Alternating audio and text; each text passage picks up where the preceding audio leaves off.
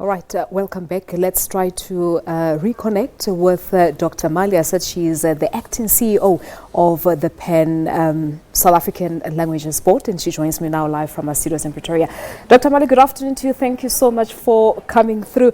Now, let's just start by looking at the state of our indigenous languages. Okay, good afternoon to all the listeners and to you. The state of the indigenous languages in South Africa, and I think from the reflections of the 25 years after democracy, one could say that there have been strives that have been done, and when we're looking at that, we would say as South Africans that there have been achievements on that.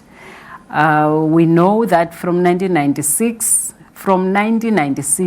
the Constitution was signed off.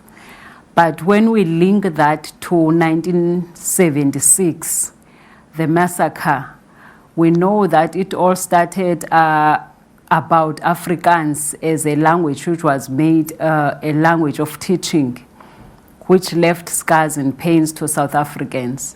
But when we look at that and reflecting back, we would say that we've gone a long way as South Africans in terms of the promotion of indigenous languages, recognition of indigenous languages, and I will align that to the legislative prescripts, especially the enabling book, which is the South African Constitution, which right after 1994, when we voted as the government, it became key to the then government of 1994 to say that to acknowledge the scars that were left by 1976, but the main objective is to enhance nation building and to enhance social cohesion.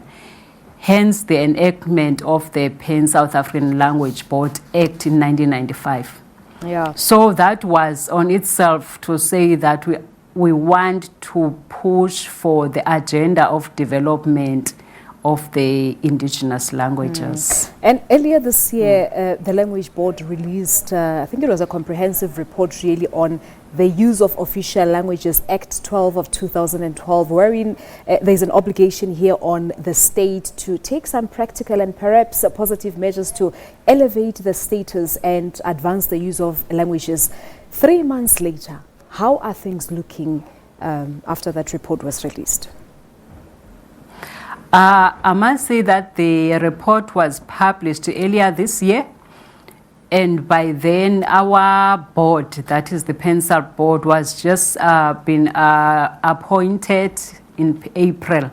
So the board needs to have their own vision and objectives of how they are going to nurture that report.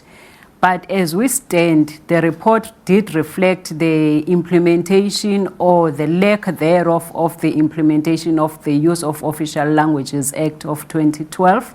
But we want to say our approach would be to nurture the departments. Yes, our act enables us some kind of enforcement, but because we want to work together to ensure that the citizens of South Africa receive information, access services, access basic services, information in the languages that they understand.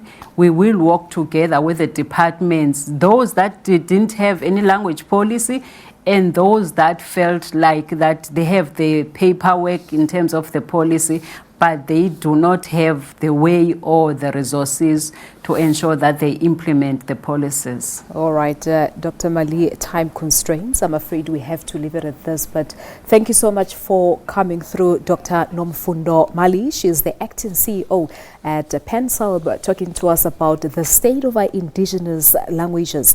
25 years into democracy and about 43 years since the youth of 1976 fought against Afrikaans as a medium of instruction. Peter?